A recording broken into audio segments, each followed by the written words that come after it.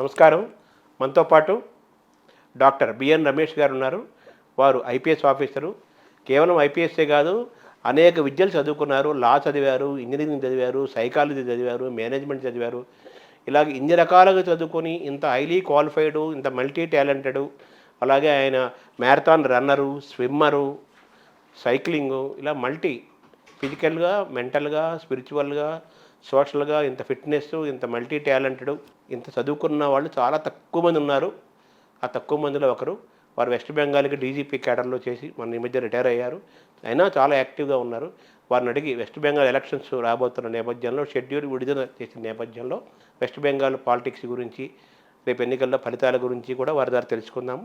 అలాగే bureaucrats versus politicians ఏ విధంగా ఉండాలి, ఏ విధంగా ఉండకూడదు, ప్రస్తుతం ఉన్న పరిస్థితి ఏంటి, దీని మూలాలు ఏంటి, దీని పరిష్కారం ఉందా లేదా, భవిష్యత్తు ఏంటి, ఇవన్నీ కూడా రమేష్ గారి ద్వారా మనం తెలుసుకునే ప్రయత్నం చేద్దాం. నమస్కారం. నమస్కారం రమేష్ గారు. నమస్తే. మీరు వెస్ట్ బెంగాల్ కెడరైనా మీది? మాది వెస్ట్ బెంగాల్ కాడరే సార్. నేను అయితే నాకు పూర్వ భారతంతో అంటే ఈస్ట్ ఇండియా తోటి నాకు సుసంపర్కం అనేది 1984 నుంచి ఎస్టాబ్లిష్ అయింది. నేను క్యాంపస్లోనే సెలెక్ట్ అయ్యాను. ఆల్ ఇండియా 5th వచ్చాను నేను ఎంట్రన్స్ ఎగ్జామినేషన్లో. అప్పుడు ఐఐటి ఖరగ్పూర్ వాటిని కూడా బీట్ చేయడం జరిగింది. నేను టాటా మోటార్స్లో పనిచేసేటప్పుడు కలకత్తా సిటీ తోటి పక్కన ఉన్న సిటీ కాబట్టి జంషెడ్పూర్లో. అప్పుడు నా కింద దాదాపు ఒక 200 మందిలో 175 మంది బెంగాలీ వాళ్ళు నాతో పాటు పనిచేసేవాళ్ళు, వర్కర్స్ కాదు, షాప్ ఫ్లోర్లో. అందుకని బెంగాలీ అప్పుడే నేర్చుకున్నాను నేను. నేను సర్వీస్లో రాకముందే, ఐపీఎస్లో రాకముందే. ఎగ్జామినేషన్ నేను ఏ కోచింగ్ తీసుకోకుండా నేను జంషెడ్పూర్లో పనిచేస్తూనే చేయడం వల్ల దరిమిలా నాకు వర్కర్స్ తోటి ఎలా డీల్ చేయాలి, ఇండస్ట్రియల్ పీస్ ఎలా మెయింటైన్ చేయాలి అనేది బాగా షాప్ ఫ్లోర్లోనే నేర్చుకున్నాను. ఒక మెకానిక్ ఒక మెకానిక్ అంటే ఒక మోటార్ సైకిల్ రిపేర్ చేసే మెకానిక్ యూట్యూబ్ నేర్చుకొని మెకానిక్ లాంటి చేయలేడు. Unless you apply grease to your hands you cannot do the mechanical work. అది ఫండమెంటల్. సో అలాంటి ఆ గ్రీస్ని మేము గ్రీక్గా అనుకున్నాం. ఆ వర్క్ని మేము లాటిన్గా అనుకొని లాంగ్వేజ్ నేర్చుకుని ఎలా మేనేజ్మెంట్ చేయాలో తెలుసుకున్నాం షాప్ ఫ్లోర్లో. ఆ తర్వాత నేను ఐపీఎస్ సెలెక్ట్ వచ్చిన తర్వాత నాకు అదే టైంలో ఎంబీఏ కూడా అడ్మిషన్ వచ్చింది ఐఎం అహ్మదాబాద్లో. కానీ నాకు దేశ సేవ చేయాలనే కోరిక తీవ్రంగా ఉండడంతో నేను ఐపీఎస్కి రావడం జరిగింది. కానీ ఎంబీఏ కూడా చేయాలనే కోరిక ఉండేది. దానికోసం తర్వాత నేను సర్వీస్లో ఉన్నప్పుడే ఐఎం కలకటాలో ఎంబీఏ చేశాను. ఆ తర్వాత ఇక పిహెచ్డీలు అలా చేసుకుంటూ వచ్చాను. ఆ తర్వాత నేను ఇంటర్నేషనల్ డిగ్రీ ఇన్ 2 లాంగ్వేజెస్ చేశాను. ఈ 3 డిగ్రీలు నావి, స్పానిష్లో, చైనీస్లో. పోస్ట్ గ్రాడ్యుయేషన్స్ వచ్చేసి ఫస్ట్ ఎంబీఏ చేశాను. ఆ తర్వాత ఫస్ట్ పిహెచ్డీ చేశాను 6 years ఇన్ ఐఐటి ఖరగ్పూర్. ఆ తర్వాత సెకండ్ పిహెచ్డీ చేశాను నేషనల్ పోలీస్ అకాడమీలో. ఈ మధ్యలో ఎల్ఎల్బి, ఎల్ఎల్ఎం కూడా కంప్లీట్ చేశాను. అంటే ఎంబీఏ చేశాను. అంటే 3 పీజీలు ఉన్నాయి. ఎల్ఎల్ఎం ఒకటి ఉస్మానియా యూనివర్సిటీ నుంచి, MA psychology from Indira Gandhi national university, MBA from IIM Calcutta. ఈ 3 పీజీలు. PhD first PhD from IIT Kharagpur. నేను డిస్టింగ్విష్ అల్యూమినీ అవార్డు కూడా from IIT Kharagpur. Second PhD from our own Hyderabad national police academy. Third PhD from national university Delhi cross border mergers and acquisitions corporate లాలో. And post doctoral fellowships 2 చేశాను. ఒకటి జవహర్లాల్ నెహ్రూ యూనివర్సిటీలో, రెండోది నేను retire అయిన తర్వాత నేను government of India permission, government of west Bengal permission తీసుకుని నేను professor of law and management of Maharashtra national university and Supreme Court of India 2.5 సంవత్సరాలు పనిచేశాను. పనిచేసాక ముందు నుంచే నేను 3 సంవత్సరాల్లో నేను ఎల్ఎల్డి కంప్లీట్ చేశాను. I'm the first LLD in the history of all India services in the country and one of the 8 surviving LLDs in the country as and today. Doctor of law. So 2 post doctoral fellowships, 3 PhDs, 3 PGs, 3 డిగ్రీలు. ఇంకొక post doctoral fellowship చేయాలని కోరిక ఉంది. ఎందుకంటే మిగతావన్నీ 3గా ఉండే ఇది 3 కాకపోతే బాగుంటుంది. స్టాన్ఫోర్డ్ యూనివర్సిటీలో అబ్రాడ్ చేయాలని ఒక కోరిక ఉన్నది. చూద్దాం. అంటే మీరు ఇంత లా, ఇంజనీరింగు, మేనేజ్మెంటు, సైకాలజీ ఇలా మల్టీగా చదువుకున్నారు కదా, ఈ పోలీస్ ఐపీఎస్లోకి ఎందుకు రావాలనుకున్నారు? ఈ పోలీస్ ఐఏఎస్, ఐపీఎస్, ఐఎఫ్ఎస్ చాలా ఉన్నాయి కదా, అంటే మీ మార్క్స్ బట్టి, ర్యాంక్ బట్టి ఐపీఎస్ వచ్చిందా మీకు? ఎలా? అయ్యా, నేను పోలీసులో చేరినప్పుడు కేవలం నేను డిగ్రీ హోల్డర్ని మాత్రమే. ఐపీఎస్ ఎంచుకోవడానికి కనుక ప్రత్యేకమైన కారణం ఏముందా? ఉందండి. ఇన్స్పిరేషన్ ఏముందా? ఎస్. మా పూర్వీకులు అంటే మా తాతగారు, తర్వాత మా మాతామహులు అంటే మా అమ్మగారి నాన్నగారు, వీరందరూ కూడా టంగుటూరి ప్రకాశం లాంటి వారితోటి సంబంధాలు ఉన్న వ్యక్తులు, బంధువులు. అలానే మా తాతగారు కూడా వందల ఎకరాల కొద్దో వారికి పొలాన్ని దైవ దత్తం చేసి దేశం కోసం, దైవం కోసం పనిచేసిన వ్యక్తులు. సో ఆ మంది ఆ రక్తంలోనే ఉన్నది దేశం కోసం పనిచేసి దేశభక్తి అనేది. ఐఏఎస్ అంటే ఐపీఎస్ అనండి. నేను ఆ ఉద్దేశంలో ఐపీఎస్ అంటే ఇండియన్ పీపుల్ సర్వీస్.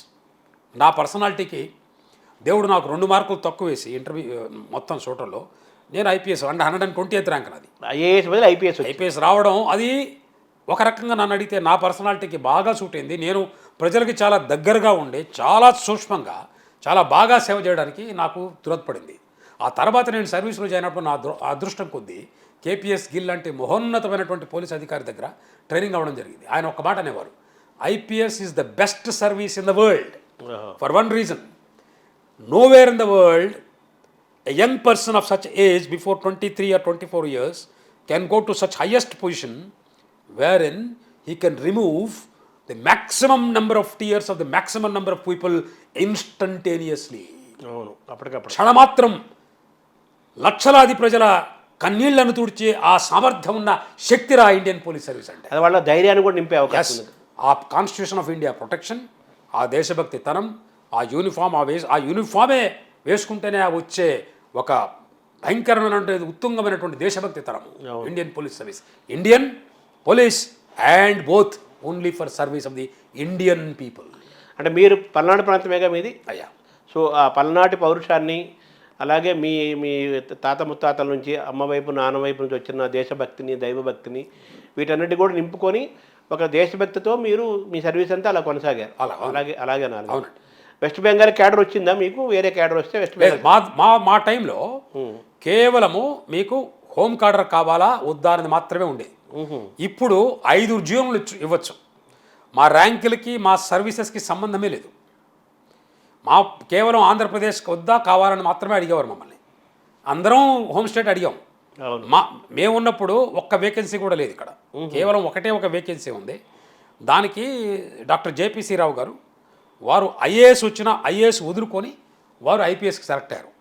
అందుకని ఒక పోస్ట్ ఉంది. డాక్టర్ జేపీఎస్ గారు నాకు ఆప్తమిత్రులు, అన్నా అని పిలుస్తాను వారిని.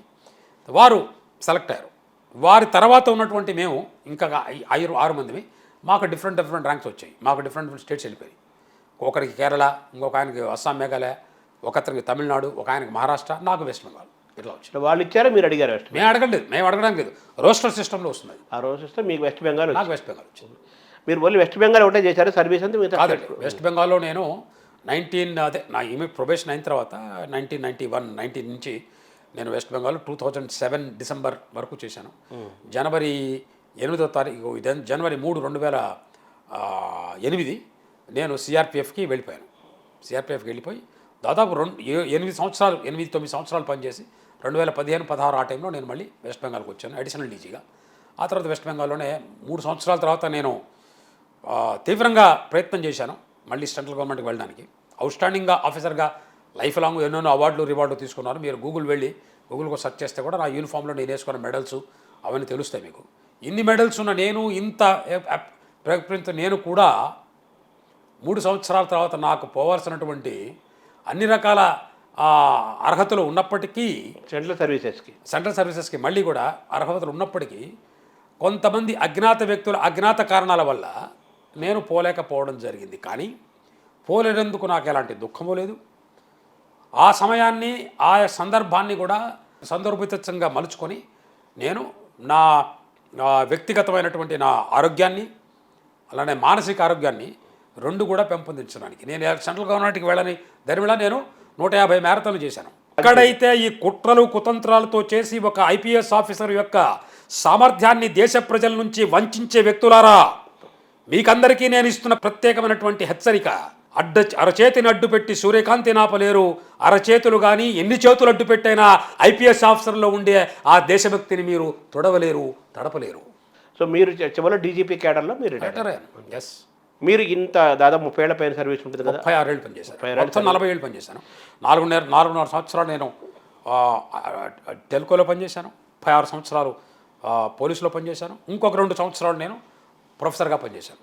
సో నాకు 21 ఏళ్ళు రాకముందే నేను సర్వీస్లో ఉన్నాను. ఇప్పుడు కూడా సర్వీస్గానే ఉన్నాను. నేను అడ్వకేట్ నా.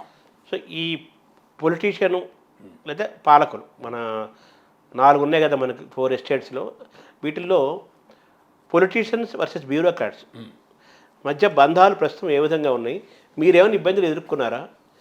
ఇప్పుడు పరిస్థితి చాలా విమర్శనాత్మకంగా ఉంది కదా ఈ రెండింటి మధ్య, బ్యూరోక్రాట్స్ వర్సెస్ అధికారంలో ఉన్న పాలకుల మధ్య. దీన్ని ఎలా చూస్తున్నారు? మీ అనుభవాలు ఏంటి? మీరు నేర్చుకున్నది ఏంటి? చదరంగంలో తెల్ల పావులు నల్ల పావులు ఉంటాయి. పావుల కలర్లు ఏ విధైనా, పావుల రంగు ఏదైనా, పావులు పావులే, పావలా పావలాయే. రాజులు పావులను కదుపుతారు. రాజు తరఫున మంత్రి మిగతా సంత్రిలు పావులను కదుపుతారు. ఒక సైనికుడు మరొక సైనికుడు చంపుతాడు.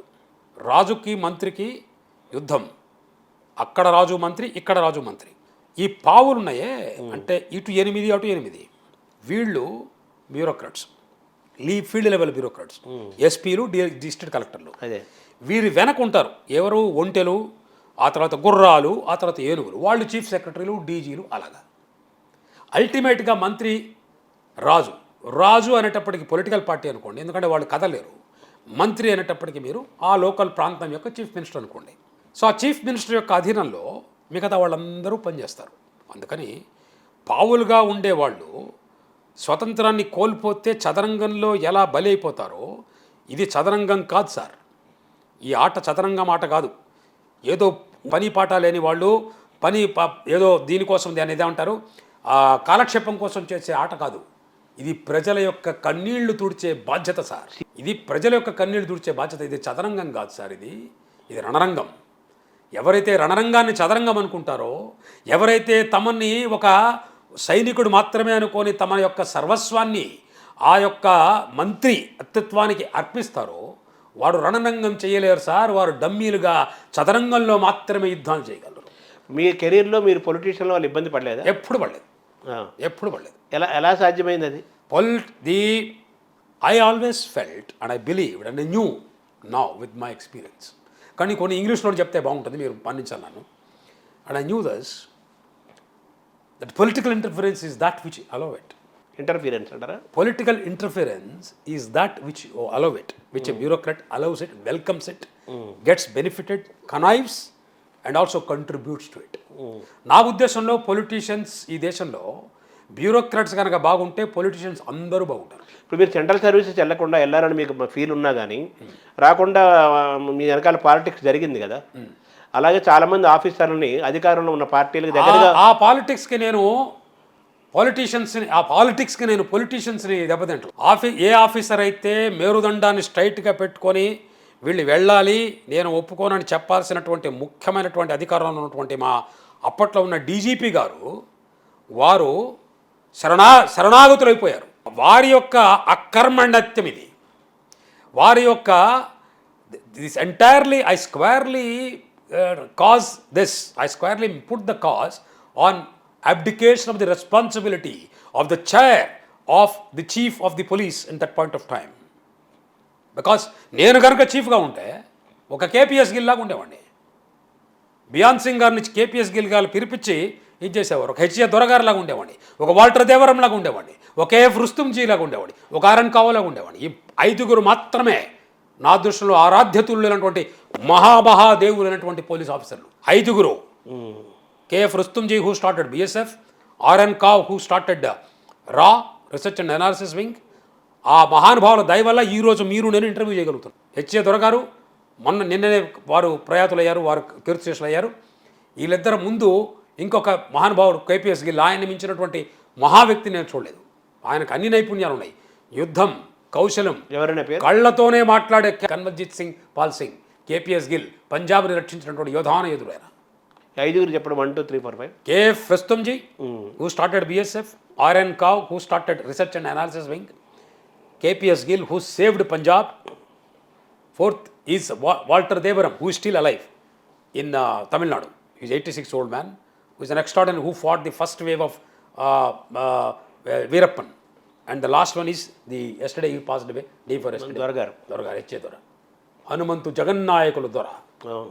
Institutions పెట్టి, మైత్రి సంఘం అని పెట్టి, తనకొచ్చిన ఇన్ఫార్మర్స్ని ఈరోజు రాత్రి తీసుకెళ్ళి పూణేలోనో నాగ్పూర్లోనో ఆటో రిక్షాలు ఇప్పించి కొనిపించి తనని నమ్ముకున్న పోలీసు వాళ్ళని, తనని నమ్ముకున్న ఇన్ఫార్మర్స్ని తనదైన రక్షణ కవచంలో పెంచినటువంటి ఒక మహామహనుడైనటువంటి సుదర్శన చక్రాన్ని, అలానే త్రిశూలాన్ని రెండిట్లోనూ 2 చేతులు నడిపినటువంటి ఒక యోధుడైనటువంటి హరిహరాత్మజుడైన హెచ్ఏ దొరగారు. ఇప్పుడు ఈ 5 యొక్క ఇన్స్పిరేషన్ తోటి మీరు మీ 34 ఏళ్ల సర్వీస్లో పోలీస్ డీజీపీ స్థాయిలో చేశారు కదా, అప్పటి వరకు వెళ్ళారు కదా, మీరు అలా ఉండగలిగారా?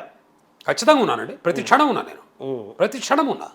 అంటే కాలమాన పరిస్థితులు లేదు, మారలేదు కదా. మీకు ఒకటి చెప్తాను, నేను ఏ రోజు నాకు నాకు ఇంటర్ఫిరెన్స్ నాతోటి పాటు నాకు ఫోన్ చేసి కానీ, నన్ను బెదిరించి కానీ, లేదా నన్ను లొంగ తీసుకోవడానికి కొన్ని కుట్రలు చేసిన దమ్ము ధైర్యం ఇంత మటుకు భారతదేశంలో పుట్టిన ఏ వ్యక్తికి లేదు. ఘంటాపదంగా రాసివ్వగలను మీకు. అలా జరిగిపోయింది ఎస్, మీ జీవితం. 100%. మాట తప్పం మడమ తిప్పం తెలెత్తుకునే బతికాం. ఇప్పుడు పొలిటీషియన్లతోటి అంటే అధికారంలో ఉన్న ముఖ్యంగా అధికారంలో ఉన్న వాళ్ళతోటి, అధికారంలో పార్టీతోటి, ఆ నాయకులతోటి సయోధ్యగా ఉంటే వాళ్ళకి ఇంపార్టెంట్ పోస్టులు బాగా చూసుకుంటారు, లేకపోతే అన్ఇంపార్టెంట్ పొజిషన్స్ ఎక్కడో వేస్తారనేది కూడా మనం వింటుంటాము. కొంతమంది జరిగింది కూడా మనం చూస్తున్నాం. ఇప్పుడు గతంలో ఎలా ఉండేది పరిణామాలు చూస్తున్నాం కదా. మీకు అటువంటి పరిస్థితి రాలేదా? అసలు ఇటువంటి పరిస్థితి ఎందుకు వచ్చింది ఈ వ్యవస్థలో? ఎవరు తప్పు? నాకు వచ్చిందా అనేది మళ్ళీ చెప్తాను మీకు, కానీ దీనికి కారణాలు చెప్తాను. మన తెలుగునాట ఒక సూక్తి ఉన్నది, శంకరగిరి మాన్యాలు పట్టిపోతావు, దీపం ఉండగానే 4 రాళ్ళు సంపాదించుకో, ఇలా చెప్తుంటారు. దీపం ఉండగానే 4 రాళ్ళు సంపాదించుకున్న వాడికి సంపాదించుకున్న రాళ్ళు రేపొద్దున నువ్వు చచ్చిపోతే నేను కట్టెలుగా కాల్చవు. 4 కట్టెలు, ఆ నలుగురు సంపాదించుకో, నీ పాడే మోసేందుకు. కనీసం నువ్వు చచ్చిపోయినప్పుడు నీ వెంట వచ్చే నలుగురిని అని ఉమ్మకుండా ఆ నా సంపాదించిన 4 రాళ్ళు నువ్వు తీసుకెళ్ళి చూపితే నీ కొడుకు కూతురే నిన్ను అసహించుకునే పరిస్థితి వస్తుంది. లేదా నీ కొడుకు కూతురే నిన్న రేవు పార్టీలో నిన్న ఇక్కడ జరిగిన రేవు పార్టీలో అరెస్ట్ అయినటువంటి మహామహులు ఉన్నారే, వాళ్ళలాగా తయారవుతావు. లేదా ఇంకొక మహామహుడి యొక్క కొడుకులాగా పెద్ద పెద్ద బడుల్లో వెళ్ళి 3 గంటలకి 4 గంటలకి మెట్రో రైల్వేని గుద్ది 19 సంవత్సరాలకి 20 సంవత్సరాలకి కీర్తి చేసేవాడు వెళ్ళిపోతావు. కర్మ సిద్ధాంతం అనేది ఒకటి ఉంది. Ends and means are connected. If you use a wrong means there will be wrong end in this very life its result అదే. సో మీరు అడిగారు ప్రశ్న, రాజకీయ పాలకులు అధికార పార్టీ పాలకులు లొంగకపోతే ఏం జరుగుతుందని. శంకరగిరి మాన్యాలని చెప్తున్నా. రెండోది ఏంది? రెండవ తెలుగునాట నానుడి శంకరగిరి మాన్యాలు పట్టిపోతామని. అయ్యా, శంకరగిరి మాన్యాల్లో 3 వర్డ్స్ ఉన్నాయి, శంకర, గిరి, మాన్యం. ఈ మూడిట్లకే నేను అప్లై చేసుకున్నా. శంకరుడుగా ఆదిశంకరుడి శిష్యుడై నేను ఆధ్యాత్మిక చింతనలో శ్రీ విద్యా ఉపాసకుడిగా మారి శంకరాచార్యుడు గారిని నేను ఐజీ ఆపరేషన్స్ కాశ్మీర్గా ఉన్నప్పుడు నా ఇంట్లో 7 రోజులు పెట్టుకొని వారికి పల్లకి పెట్టి అమర్నాథ్ యాత్రను 2 సార్లు ISIAకి పాకిస్తానీ ఆర్మీకి ఛాలెంజ్గా చేసి ప్రెసిడెంట్ అవార్డు అందుకున్నాను నేను. నాతో పాటు నా ధర్మపత్ని కూడా డాక్టర్గా CRPFలో పనిచేస్తూ వారు అందుకున్నారు.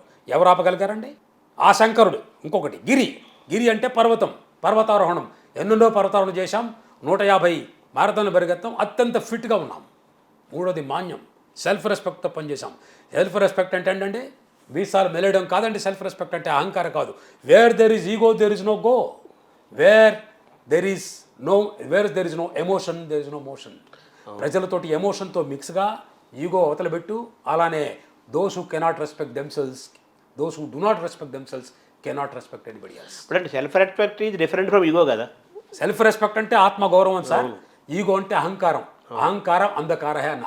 సెల్ఫ్ రెస్పెక్ట్ ఉన్న నేను రెస్పెక్ట్ ఇచ్చుకోవడానికి ప్రతిరోజు నా ఉలితోటి నా సుత్తితోటి నేను శిల్పంగా మార్చుకున్నాను సార్. అంటే మీకు అప్రధానమైన ఎప్పుడు ప్రశ్నలే వచ్చాయి.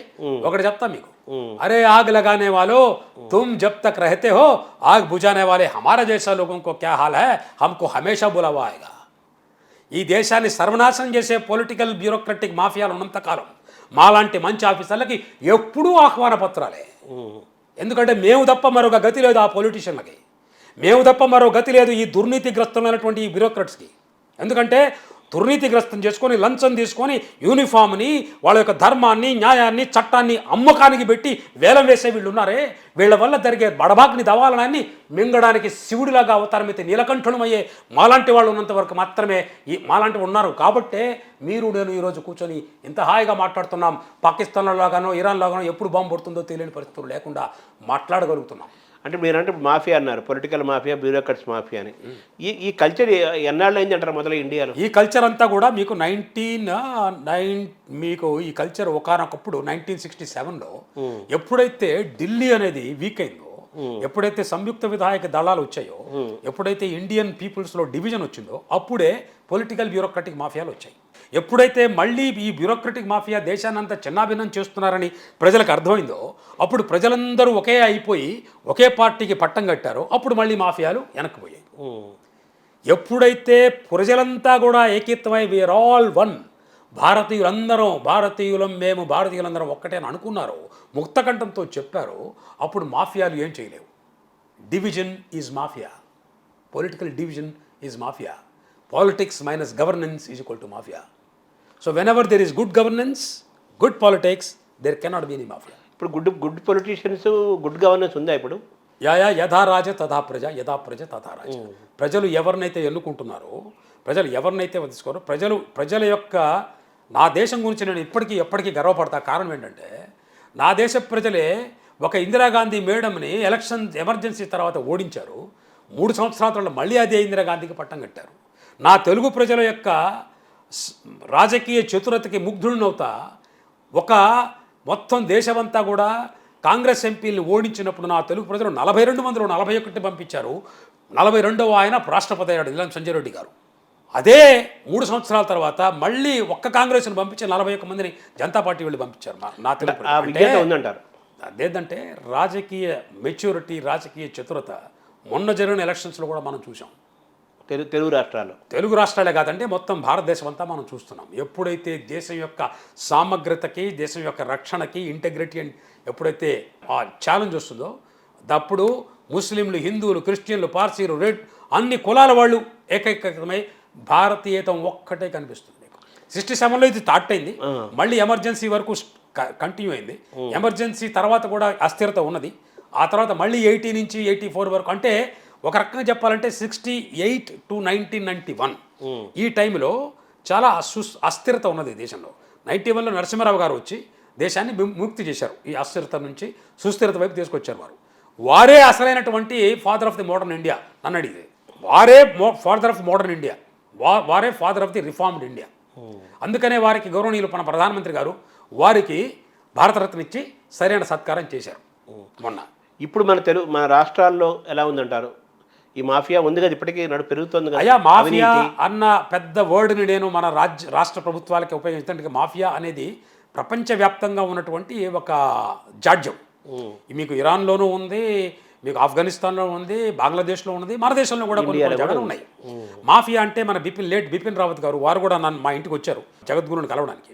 అప్పుడే వారు డిస్కషన్ ఒక మాట అన్నారు. 2.5 డాక్టర్ని చెప్పారు వారు. పాకిస్తాన్ అండ్ చైనాతో పాటు మన దేశంలో ఉన్నారు 0.5 వాళ్ళు మాఫియాలంటే. దేశాన్ని చిన్నాభిన్నం చేయడం అని, దేశంలో కులాల పేరు మీద దేశాన్ని ఇచ్చేద్దాం, మతాల పేరిట దేశాన్ని చిన్నాభిన్నం చేద్దాం అనుకునేవాడు వీళ్ళే మాఫియాలంటే. ఇప్పుడు ఏజెన్సీలు ఉన్నాయి, సెంటర్లో సిబిఐ, ఈడీ అలా ఉన్నాయి, స్టేట్లో ఏసీబీ, సిఐడి ఇలా చాలా ఉన్నాయి కదా. ఇవి కూడా దుర్వినియోగం జరుగుతున్నాయి, పొలిటికల్గా ఉన్నాయి. ఏమైనా ఇబ్బంది పెట్టాలంటే అది నేను సుతరాము ఒప్పుకోను. ఎలా చూడాలి? నేను సుతరాము ఒప్పుకోను దానికి. మీరు ఎందుకంటే సిబిఐ, ఈడీ అవన్నీ కూడా ఇన్స్టిట్యూషన్స్, మనం పెట్టుకున్న ఇన్స్టిట్యూషన్స్. మనం ఎప్పుడైతే వాళ్ళు చేసిన పనులని దండించడానికి మన యొక్క రాజ్యాంగంతో పాటు మనం బిఎన్ఎస్ఎస్ అని పెట్టుకున్నామో, వాటిని వితౌట్ ఎనీ ప్రూఫ్ ఆ ఇన్స్టిట్యూషన్స్ని కనుక ఎవరైనా క్రిటిసైజ్ చేస్తే వాళ్ళు దేశద్రోహులని నా ఉద్దేశం. అంటే కరెక్ట్, అవన్నీ పర్ఫెక్ట్, అబ్సల్యూట్లీ బాగా పనిచేస్తారు. మీకు పని చేయరని చెప్తే మీరు ప్రూవ్ చేయండి. మీరు ప్రూవ్ చేయలేని పక్షంలో మీ దగ్గర ఎవిడెన్స్ ఉందో అది సుప్రీంకోర్టుకి, హైకోర్టుకి తీసుకెళ్ళండి. అంతేగాని ఎలాంటి రెస్పాన్సిబిలిటీ లేకుండా మీరు ఇన్స్టిట్యూషన్స్ని మీరు దూషిస్తే మీరు దేశద్రోహులు నా ఉద్దేశంలో. ఎందుకంటే ఆ ఇన్స్టిట్యూషన్ మీద ఇప్పటికీ ప్రజలకు నమ్మకం ఉంది.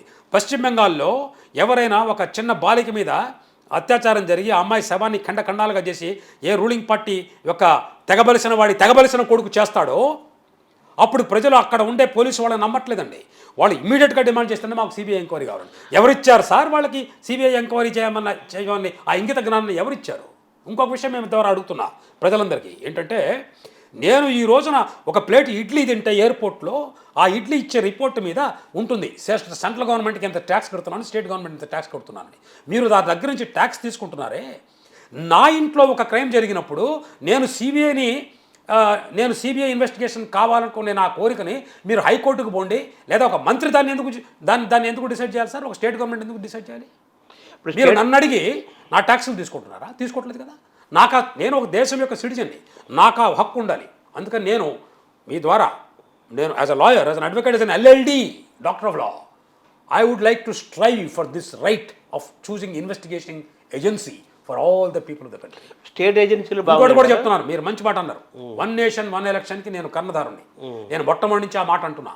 1 nation 1 election, 1 nation 1 police, 1 nation 1 లా, 1 నేషన్ 1 ఫ్లాగ్, 1 నేషన్ 1 సిస్టమ్.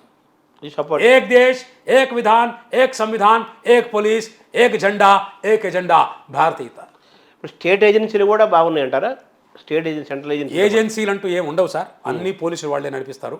ఏజెన్సీలో సిబిఐలో పనిచేసే 85 దాదాపు 70-80% అందరూ ఇక్కడి నుంచి వెళ్ళి డెప్యుటేషన్. ఢిల్లీ పోలీసులు అంటారు కదా అసలు. సార్ అన్ని పోలీసులు మనవే సార్. కాకి యూనిఫామ్ వేసుకుంటే ఐపీఎస్కి నాన్ ఐపీఎస్కి ఉన్న డిఫరెన్స్ ఆ కింద బ్యాడ్జ్ తప్ప, యూనిఫామ్ అంటేనే అది కాకి యూనిఫామ్ అంటేనే భారతదేశపు మట్టి యొక్క కలర్ సార్. ఆ మట్టి యొక్క కలర్ 99% కానిస్టేబుల్ దగ్గర నుంచి ఐపీఎస్ దాకా ఒకటే ఉంటుంది. అంతే. ఎందుకు సార్ మనం డిఫరెన్స్ తీసుకొస్తాం? State agency, central agency, state police అంటే అందరూ పోలీసు వాళ్ళే సార్. అది ఎక్కడ పొలిటీషియన్లు చేస్తున్నారట? ఇది పొలిటీషియన్ చేయడంలా మనలో ఉన్న అజ్ఞానం, అవగాహన లేక మనలో మనం చేసుకోవడం. అందుకే మనం అందరం ఉద్యమిద్దాం. మనం చేసిన ఒక తప్పు ఏంటంటే 10 ఏళ్లకు ఒక రాజ్యాంగం రాసుకున్నాం, తర్వాత దాన్ని దాదాపు 120 సార్లు మనం రాజ్యాంగాన్ని అమెండ్మెంట్ చేసుకున్నా. ఈ లా అండ్ ఆర్డర్ అనే ఇష్యూని స్టేట్ గవర్నమెంట్ అని తీసుకొచ్చి మనం ఒక చిన్న పని చేసాం. ఒక క్రిమినల్కి చేయని స్టేట్ గవర్నమెంట్ డివిజను ఒక క్రిమినల్ ఇన్వెస్టిగేషన్ ఏజెన్సీకి ఎందుకు ఉండాలి? ఇప్పుడు మన తెలుగు రాష్ట్రాలు చూస్తున్నాము. లేటెస్ట్గా చూస్తే ఐపీఎస్ ఆఫీసర్లు కూడా కోర్టు చుట్టూ, జైలు చుట్టూ తిరిగే పరిస్థితి, జైలుకి వెళ్ళే పరిస్థితి, సంజాయిషి చేసుకోవాల్సిన పరిస్థితి ప్రభుత్వం మారినప్పుడల్లా ఇవన్నీ జరుగుతున్నాయి కదా. దీనికి కారణం ఏంటి, మూలం ఏంటి? దానికి సంపూర్ణంగా కారణం ఇండివిజువల్ ఆఫీసర్స్ 100%. వాళ్ళని సరిగ్గా నడిపించాలని ఆ రోజు పోలీసు నాయకత్వం. మీ చావు మీరు చావండి, నేను రిటైర్ అయిన తర్వాత నా పొజిషన్ నేను చూసుకుంటానన్న స్వార్థం దీనికి కారణం. అంతే. ఎస్, 100%. నేను చీఫ్ మినిస్టర్ గారిని పొలిటీషియన్స్ని దీంట్లో తప్పు పట్టను, మీడియా మిత్రులను అంతలో తప్పు పట్టను. ఏ ఐపీఎస్ ఆఫీసర్లు అయితే వాళ్ళ తోటి ఐపీఎస్ ఆఫీసర్ని పరిరక్షించలేరో, అయ్యా మీరు దయచేసి సన్యాసం స్వీకరించండి సార్. మీరు అందుకే దొరగారిని నేను చెప్తాను, దొరగారుగా ఉన్నప్పుడు దొరగారి ఐపీఎస్ ఆఫీసర్ కానీ ఒక సబ్ ఇన్స్పెక్టర్ కానీ ఎప్పుడైనా ఇంజూరీ అయితే ఆయన వెంటనే వచ్చేవారు.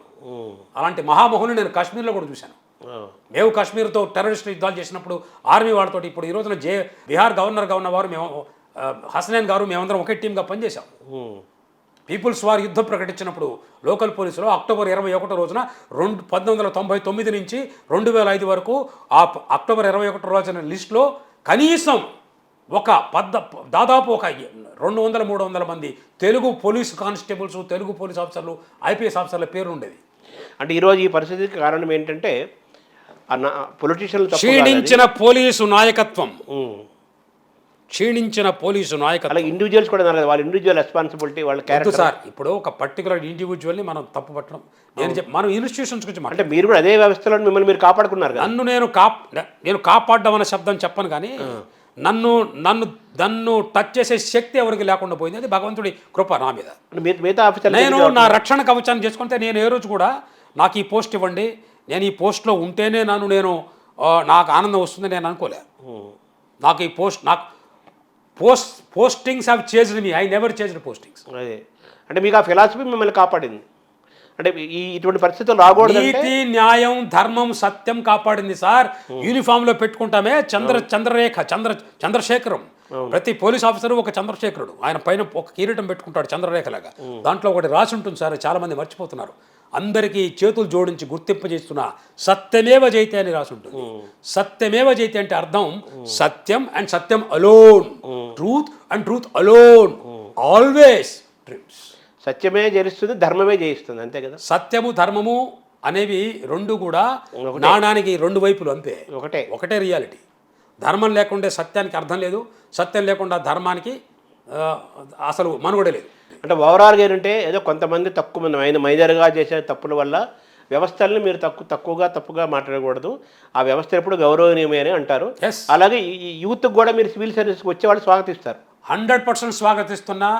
నాయనలారా మీరు రండి, అవ్యాజమైనటువంటి ఆనందాన్ని పొందండి. నేను చాలా చాలా ఈ రోజుకు చాలా హ్యాపీగా ఫీల్ అవుతా, గర్వంగా. నేను ఎంతో సేవ చేయగలిగా ఈ పరిస్థితుల్లోనే. పరిస్థితులు అనేవి మనం సృష్టించుకుంటాం, పరిస్థితులు మనం సృష్టించుకోవడం. ఇసలే హిందీలో ఒక బ్రహ్మాండమైన సేయింగ్ ఉంది, ఓ కష్టి బి కొన్సా కష్టి హే సో తుఫాను సే గుజరాహో. అదేమి నౌకయ్యా, ఏ నౌక అయితే తుఫాన్లో కూడా వెళ్ళదో హాయిగా నల్లేరు మీద నడకలాగుంటే అది ఒక నడక అన్న. తుఫాన్లో ఉండాలి, యుద్ధాలు చేయాలి, ఘాట్లు ఏర్పరచుకోవాలి. యోధుడికి సరైన మెడల్స్ అంటే శరీరం మీద ఉండే ఘాట్లు సార్.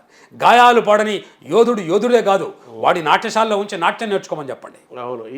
సో మీరు you are proud of your IPS. 100% sir. Election schedule వచ్చేసింది. రాగానే డీజీపీని, చీఫ్ సెక్రటరీని 4 పోస్టులు మార్చేశారు కదా. దీన్ని ఇప్పుడు అధికారంలో ఉన్న పార్టీ వ్యతిరేకిస్తోంది. దీన్ని ఎలా చూడాలి? దీనిపైన మీ వ్యాఖ్య ఏంటి? ఎలక్షన్ వచ్చినప్పుడు ఆఫీసర్లని చేంజ్ చేసి ఎలక్షన్ కమిషన్ తన యొక్క రీతిలో ఆఫీసర్లు పెట్టుకోవడం అనేది టిఎన్ శేషన్ గారి టైం నుంచి జరుగుతున్నది, ఈరోజు కొత్తగా కాదు. 2004లో నన్ను కూడా ఎస్పీ నార్త్గా ఎలక్షన్ కమిషనే పెట్టింది. నేను చేసినటువంటి మంచి పనులకి రిప్రజెంటేటివ్గా ఎలక్షన్ కమిషన్ నాకు ఒక బ్రహ్మాండమైన సర్టిఫికేట్ కూడా ఇచ్చింది. ఆ తర్వాత నేను ఎలక్షన్ అబ్జర్వర్గా సంథాల్ పరడాస్ వెళ్ళాను, చీఫ్ మినిస్టర్ కాన్స్టిట్యున్సీది జార్ఖండ్లో. దాని ముందు నేను గయా అండ్ ఔరంగాబాద్ నక్సలైట్ ఎఫెక్టెడ్ ఎక్కడైతే 15 మంది సిఆర్పీఎఫ్ని ఊచకోత కోశారో అక్కడికి బీహార్లో కూడా వెళ్ళాను యాజ్ ఎలక్షన్ అబ్జర్వర్. అందుకని ఎలక్షన్ కమిషన్ యొక్క డిస్క్రిప్షన్ అది కాన్స్టిట్యూషనల్ పవర్ది. ఎలక్షన్ కమిషన్ యొక్క responsibility to conduct peacefully elections. అది దానివల్ల ఎలక్షన్ కమిషన్ ఈరోజు రొటీన్ చేంజ్ అది. ఎందుకంటే చీఫ్ మినిస్టర్ యొక్క డిస్క్రిప్షన్ ఎవరిని చీఫ్ సెక్రటరీగా పెట్టుకోవాలి, ఎవరిని డీజీపీగా పెట్టుకోవాలి. కానీ డీజీపీ, చీఫ్ సెక్రటరీ పోస్టులు అనేవి ఒక ఇంపార్టెంట్ సింబాలిక్ పోస్టులు కదా అవి చాలా ఇంపార్టెంట్ అడ్మినిస్ట్రేటివ్. వాళ్ళు లీడర్షిప్ ఇస్తారు. ఒక చీఫ్ సెక్రటరీ గారు ఐఏఎస్ ఆఫీసర్లకు అందరికీ కూడా మోరల్ బూస్టర్ వారు, అలానే డీజీపీ గారు. సో వారి పొజిషన్స్ అనేవి కేవలం ఒక వ్యక్తి యొక్క లైక్స్ అండ్ డిజలైక్స్ మీద ఆధారపడకుండా నిన్ననే సుప్రీంకోర్టు ఒక జడ్జిమెంట్ ఇచ్చింది. కేవలం యూపీఎస్సీ ఈ పెండెన్సీ పెట్టడానికి లేదు, యాక్టింగ్ డీజీపీ అనేది ఉండడానికి లేదని. ఇప్పటి వరకు గత 7-8 సంవత్సరాలుగా ఉన్న వాళ్ళందరూ యాక్టింగ్ డీజీపీలే. డీజీపీ అనేది Prakash Singh versus union of India case ప్రకారం డీజీపీ అనే వ్యక్తి కనీసం 2 సంవత్సరాలు పోస్టింగ్లో ఉండాలి. అలానే ఒక ప్యానల్ ఆఫ్ ఆఫీసర్స్ నుంచి ఒక డీజీపీ రిటైర్ కాకముందే 3 నెలల ముందే ప్యానల్ ఆఫ్ ఆఫీసర్స్ని ఈ స్టేట్ గవర్నమెంట్ ఇదే డీజీపీ ఎవరైతే రిటైర్ అవుతున్నారో వారు చీఫ్ సెక్రటరీ ద్వారా వారు యూపీఎస్సీకి సెంట్రల్ గవర్నమెంట్కి పంపించాలి, అంటే మినిస్ట్రీ ఆఫ్ హోమ్ అఫైర్స్కి. అలానే ministry of DoPT, department of personnel and ట్రైనింగ్కి చీఫ్ సెక్రటరీ గారి గురించి పంపించాలి. ఇది పద్ధతి, ఇది లా, కాన్స్టిట్యూషనల్ లా ఇది. దీన్ని కొంతమంది తమిళనాడు, కేరళ లాంటి కొన్ని స్టేట్స్ ఎవరైతే ఫెడరలిజం అని ఎక్కువగా శబ్దాలు చేస్తారో వారు దీన్ని తొంగలోకి దొక్కారు. దానివల్ల ఈ రోజున చాలా జటిలమైన సమస్య వచ్చినది. ఎలక్షన్ కమిషన్ రాకముందు ఇక్కడ ఉన్నటువంటి డీజీపీ వీళ్ళందరినీ కూడా కేవలం 2-3 నెలల క్రితం మాత్రమే చేంజ్ చేయడం జరిగింది. ఎవరిని? కమిషనర్ ఆఫ్ పోలీస్ని, అలానే డీజీపీని. మొన్న రిటైర్ అయిన డీజీపీ జనవరి 31 ఆయన ఇప్పుడు రాజ్యసభ ఎంపీగా వెళ్ళారు, రాజీవ్ కుమార్ గారు. వారి గురించి మీకు అందరికీ తెలుసు, నేను చెప్పాల్సిన పని లేదు. వారు ఏం చేశారు, ఎలా ఉన్నారు, ఎందుకు వారు డీజీసీ వెళ్ళారు, ఇదంతా మీకు తెలిసిందే. ఆ తర్వాత జరగబోయే చట్టపరమైన చర్యల్లో వారు ఎలా ప్రతిస్పందిస్తారు, ఆ ప్రతిస్పందన ప్రభుత్వ యంత్రాంగం మీద, ఐపీఎస్ ఆఫీసర్ యొక్క మోరల్ మీద ఎలా ఉండబోతున్నది కూడా చాలా పెద్ద సమస్య. అంటే అధికారంలో ఉన్న వాళ్ళకి బాగా జరిగింది. అది కూడా ఎలా? కేవలం ఒక్క నెలలో, ఆయన రిటైర్ అయిపోయిన 1 నెలలో జరిగింది ఈ పని. దానివల్ల ఇప్పుడున్నటువంటి డీజీపీ గారు వారు కూడా 1 నెల కంటే కూడా ఎక్కువ 2 నెలలు ఉన్నారు వారు.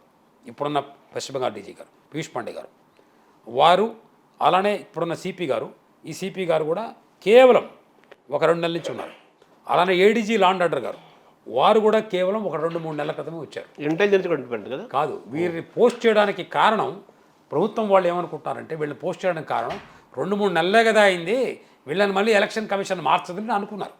కానీ ఈసారి ఎస్ఐఆర్ లాగానే ప్రతి ఒక్క చర్య కూడా క్షుణ్ణంగా పరిశీలించి ఎలక్షన్ కమిషన్ తనకున్న ఇంటెలిజెన్స్ రిపోర్ట్స్ తోటి ఐబీ, ఇంటెలిజెన్స్ బ్యూరో, వీళ్ళ లోకల్ ఐబీ కాదు ఐబీ, వాళ్ళ ద్వారా రిపోర్ట్స్ తెప్పించుకొని వాళ్ళకి చేసింది.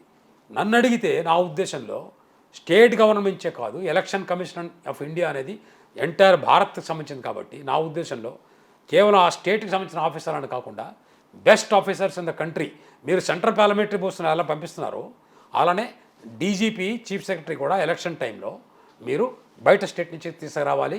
ఇప్పుడున్న లా ఒప్పుకోదు కాబట్టి మీరు ఆర్డినెన్స్ పేస్ చేసి లేదా పార్లమెంట్ ఒక యాక్ట్ పాస్ చేసి దేశంలో ఐపీఎస్ మంచి దక్షత ఉన్న ఐపీఎస్ ఆఫీసర్కి కొదవలేదు. కాకపోతే రిటైర్డ్ ఐపీఎస్ ఆఫీసర్ని తీసుకెళ్ళండి. మీరు రిటైర్డ్ జడ్జిలకి రెస్పాన్సిబిలిటీ ఇచ్చినప్పుడు రిటైర్డ్ ఐపీఎస్ ఆఫీసర్ ఎందుకు తీసుకోలేదు మీరు? రిటైర్డ్ ఐపీఎస్ ఆఫీసర్ ఈ రోజున ఒక ఆయన గవర్నర్గా ఉన్నారు వెస్ట్ బెంగాల్కి. మీరు అలాంటి ఆయన డీజీపీగా ఉండలేరా? కేవలం ఈ టైంలో ఉండొచ్చు. ఇదంతా కూడా మనం ఎలాగనుకుంటాం అలా జరుగుతుంది. అంటే ఇప్పుడు ఎలక్షన్ కమిషన్ చేసిన దాన్ని మీరు సమర్థిస్తున్నారు, ఇట్ ఇస్ కాన్స్టిట్యూషనల్ అంటారు. ఎవరైనా సమర్థించకుండా ఉండగలిగిన మనుగాడు ఎవరు చూపిస్తే వారికి పద్మశ్రీ రికమెండ్ చేస్తాను. It is constitutional. ఎవరైనా మనుగాడు ఉంటే వారికి పద్మశ్రీ రికమెండ్ చేస్తాను నేనే.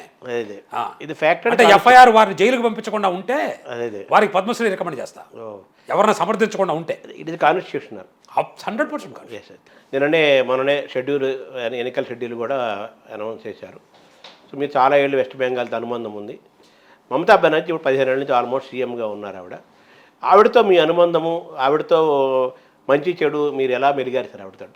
వెస్ట్ బెంగాల్లో నేను 1991లో నేను ఎస్డిపిఓగా ఛార్జ్ తీసుకున్నాను. అప్పట్లో మాకు జ్యోతిబాసు గారు సీఎంగా ఉండేవారు. వారు 2001 దాకా ఉన్నారు సీఎంగా.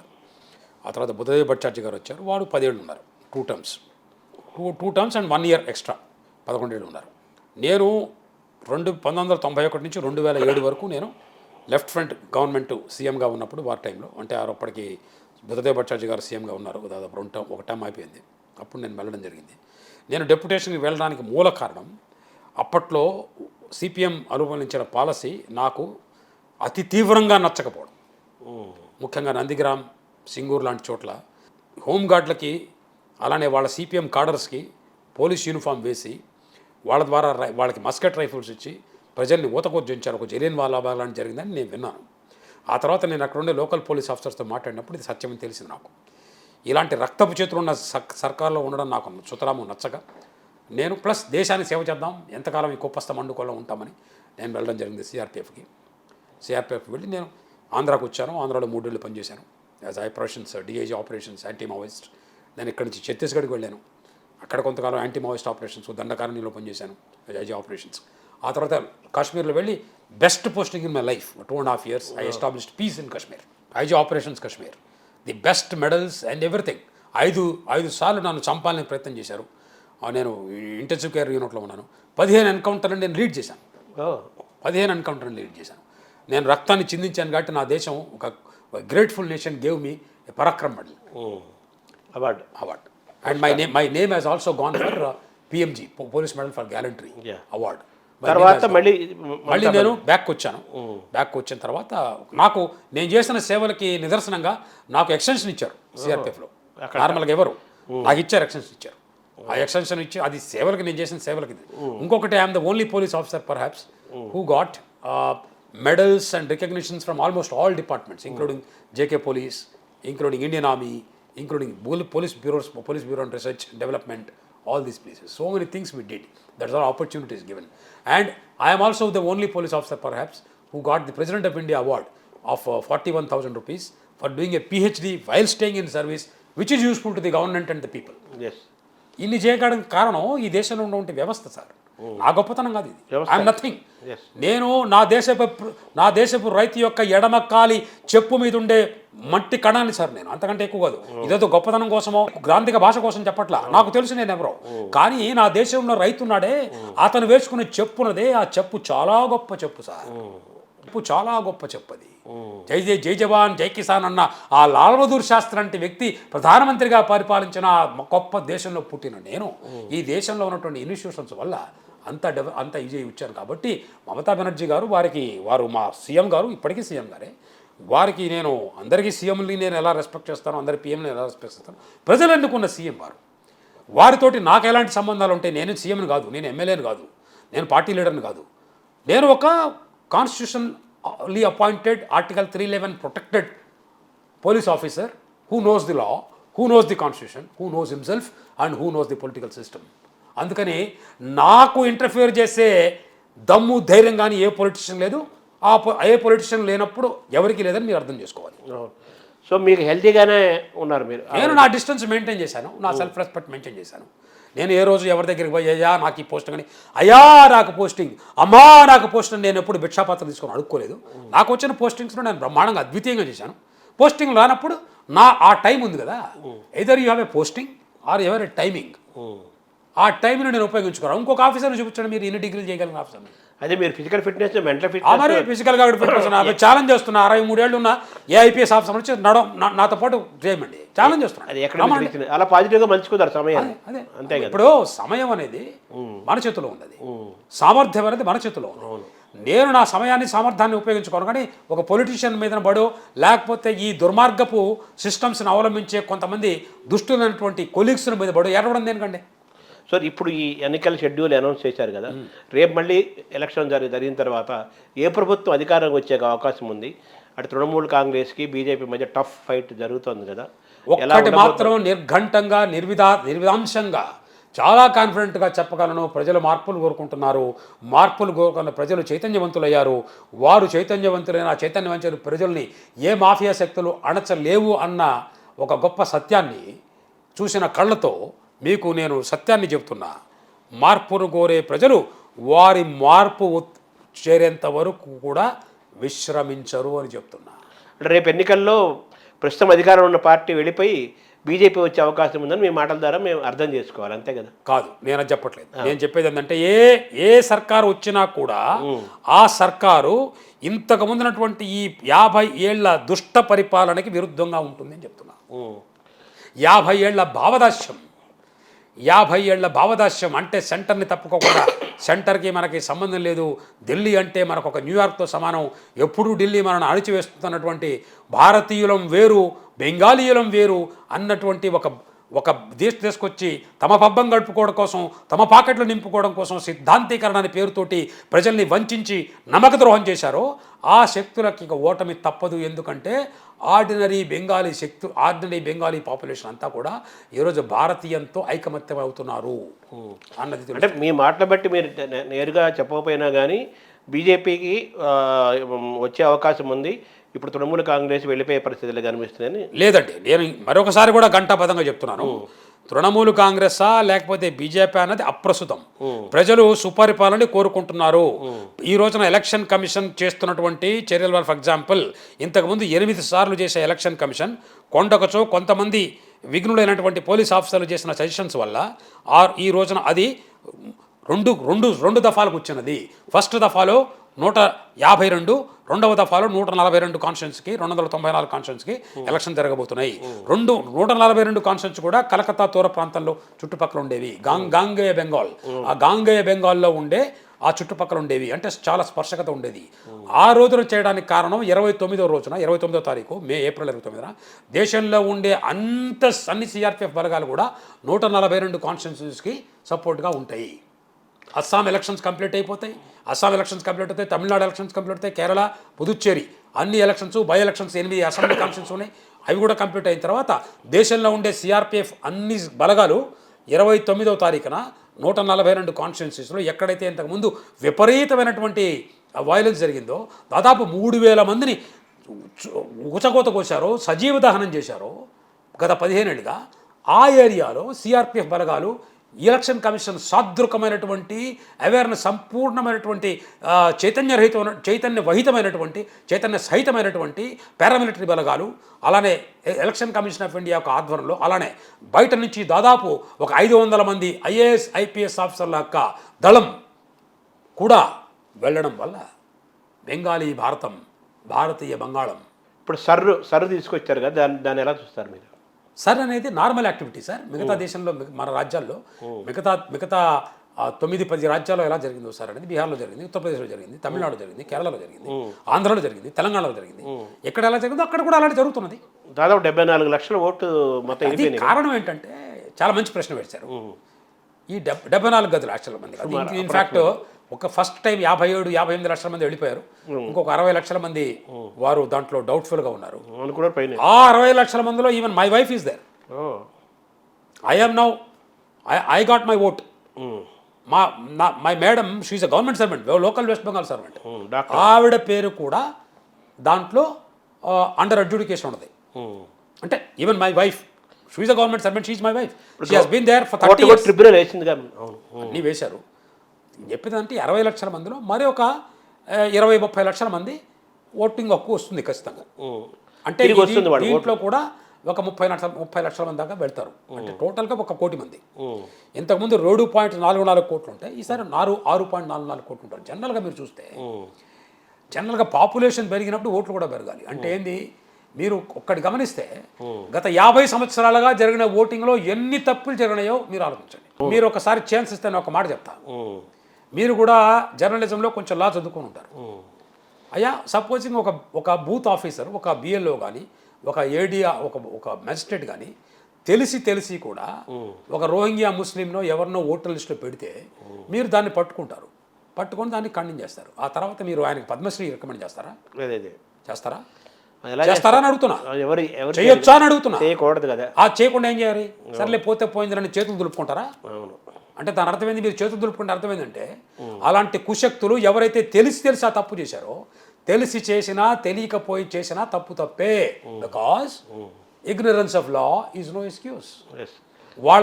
వాళ్ళ మీద చర్య తీసుకోండి. వాళ్ళని ఇన్ఫ్యాక్ట్ నేను చెప్తున్నాను మీకు, ఈవీఎం అంటే మీ దృష్టిలో ఏంటి సార్? Electronic voting machine. నా దృష్టిలో అది కాదు సార్. మీ ద్వారా మొత్తం యావత్ ప్రపంచానికి చెప్పదలుచుకున్నా, ఈవీఎం అంటే ఎవ్రీ ఓటర్ మ్యాటర్స్. ఈవీఎం అంటే ఎవ్రీ ఓట్ మ్యాటర్స్.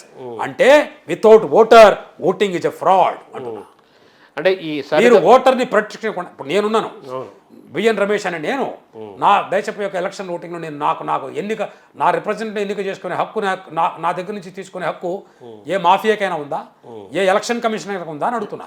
లేదు కదా. లేనప్పుడు ఎవరైతే నా పేరుని కట్ చేసి ఇంకొకరి పేరు పెట్టారో, లేదా నా పేరు మీద దొంగ ఓటు వేశారో, వాడిని దొంగ ఓటు అని మీరే అంటున్నారు. మరి దొంగ ఓటు వేసినాడిని కనీసం దొంగతనానికి శిక్షణ అనుభవించారా మీరు? వారు ఇవరా? ఏం చేస్తున్నారు? వాడిని వదిలేస్తున్నారు. అది కాదు చేయాల్సింది. నన్ను అడిగితే దొంగ ఓట్లు వేసే ప్రతి ఒక్కడి మీద దేశద్రోహ చట్టం తీసుకొచ్చి కనీసం 12 ఏళ్ళు వాళ్ళని అండమాన్ పంపించాలి. సో ఈ సరి ద్వారా దానికి ప్రక్షాళన జరిగిందండి. ఈసారి ఎలక్షన్ కమిషన్ చాలా సీరియస్గా పనిచేస్తుంది. ఎలక్షన్ కమిషన్కి నా కృతజ్ఞతలు తెలియజేస్తున్నా ప్రజల తరఫున. నేను కూడా ఒక ఓటర్ని కాబట్టి వారి ద్వారా చాలా చక్కగా వారు. ఇంకొకటి ఏంటంటే, మా ముఖ్యమంత్రి గారు కోర్టుకు వెళ్ళిన ధర్మలో ఇంకొక ఉపకారం జరిగింది. అందుట్లో ఏంటంటే ఈసారి జ్యుడిషియర్ని తీసుకొచ్చారు. ఈసారి 500 మంది judicial magistrate, retired judges, district sessions court judges పనిచేస్తున్నారు, అహర్నిశలో పనిచేస్తున్నారు. ఇక దానివల్ల ఏముందంటే, ఇప్పుడు ఎవరైతే డిస్ప్యూట్లో వచ్చారో వారికి మళ్ళీ ట్రిబ్యునల్స్కి వెళ్ళే అవకాశం ఇచ్చినా కూడా ఒకసారి ఆల్రెడీ జడ్జిలు దీన్ని చేశారు కాబట్టి అక్కడ కూడా పేలిపోతాయి కేసులు. అంటే లాలో ఉన్న లోపాలని మళ్ళీ యూజ్ చేసుకొని ఈ సిస్టమ్ అంతా కూడా నిర్వీర్యపరచడానికి వీలైన కుట్రలు, కుతంత్రాలు, దేశద్రోహ చర్యలు ఈ మాఫియాల నుంచి ఈసారి ఎలక్షన్ కమిషన్ తన చేతుల్లోకి తీసుకొని దేశ ప్రజల్ని రక్షించినందుకు ఎలక్షన్ కమిషన్కి చేతులెత్తి వందనాలు చేస్తున్నా. అంటే మీరు అన్నట్టుగా వెస్ట్ బెంగాల్లో మార్పు జరగబోతోంది, అంతేగా అర్థం. ఇప్పుడు దాదాపు 1 కోటి ఓట్లు మీరు చెప్పినట్టుగా అక్రమంగా ఎవరెవరికి ఉన్నాయో అవన్నీ పోయినాయి, ఇవన్నీ పోతున్నాయి. జరిగింది సార్ మార్పు. అదే 1 కోటి ఓట్లు వెళ్ళిపోయినాయి అంటే మార్పు కాదంటారా? చాలా పెద్ద మార్పు కదా. ఎవడైతే రోహింగ్యాలు, ఎవరైతే దేశానికి కాని వాళ్ళు, ఎవరైతే దేశద్రోహులో వాళ్ళు ఈ ఎఫెక్ట్కి భయపడి మూటాముల్లా సర్దుకొని పరిగెత్తుకొని వెళ్ళిపోయారే. 10,000 రూపాయలు ఇస్తే చాలు మీకు Aadhaar card, voting card, pan card అన్నీ కూడా మీ ఇంటికి తీసుకొచ్చి సప్లై చేస్తున్నారే. ఇంకొక స్కీమ్ కూడా పెట్టారని విన్నా నేను. అంటే 3 మనుషులు వస్తే 2 ఫీజు, 1 ఫ్రీ.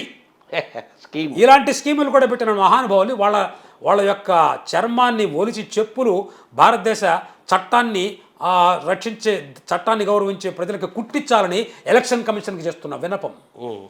సో ఈ సర్డన్ ద్వారా ఇప్పుడు స్ట్రాంగ్గా ఇటువంటి నిర్ణయాలు తీసుకోవటం వల్ల ఒక మంచి పరిణామం జరిగింది, గొప్ప మార్పు జరిగింది. దీనివల్ల వెస్ట్ బెంగాల్లో ఒక భారతీయమైన వాతావరణం వచ్చే అవకాశం ఉంది. ఇప్పటిదాకా 50 ఏళ్ళ నుంచి ఉన్న భావదాస్యం ఇదంతా పోతుంది. కొత్తదైన ఒరిజినల్ భారతీయత అనేది అక్కడ నాటుకుంటుంది అనేది మీ మాటల ద్వారా. రవీంద్రనాథ్ ఠాగూర్ గారు రాసినటువంటి అత్యుత్తమైనటువంటి గీతాంజలిలో where heads are held high where there is no fear, ఆ రవీంద్రనాథ్ ఠాగూర్ రాసిన గీతాంజలి ఆ పద్యం ఉన్నదే, అలాంటి మళ్ళీ ఆ స్వర్ణ బంగాల్, సోనార్ బంగ్లా అది మళ్ళీ కనిపిస్తుంది నాకు. ఈ చేంజ్ వల్ల, ఈ ఎస్ఐఆర్ అనే చేంజ్ వల్ల ఎందరెందరో వీటిని ఎన్నెన్ని రకాలుగా నిర్వీర్యం చేయాలని చూశారో ఏదీ పడనీయకుండా సక్రమైన రీతిలో దీన్ని చేయగలుగుతున్నటువంటి భారతీయ వ్యవస్థలకి నేను సదా ప్రణామం చేస్తూ మరొక చిన్న విన్నపం చేస్తా. ఎవరైతే తప్పులు చేశారో మా ప్రధానమంత్రి గారు మొన్న 15వ తారీఖు వచ్చి వారు దీన్ని చేశారు. సబ్కా సాత్, సబ్కా వికాస్, సబ్కా హిసాబ్. ఎవరైతే నేరం చేశారో ఆ నేరం చేసిన వాడికి ప్రతి ఒక్కడికి శిక్ష. కోట శ్రీనివాసరావు గారి ఒక డైలాగు నాకు బాగా గుర్తు, ఎందరో నేరగాళ్ళు అందరికీ ఉరితాళ్ళు. Thank you sir, thank you. నమస్కారం. యా నమస్కారం.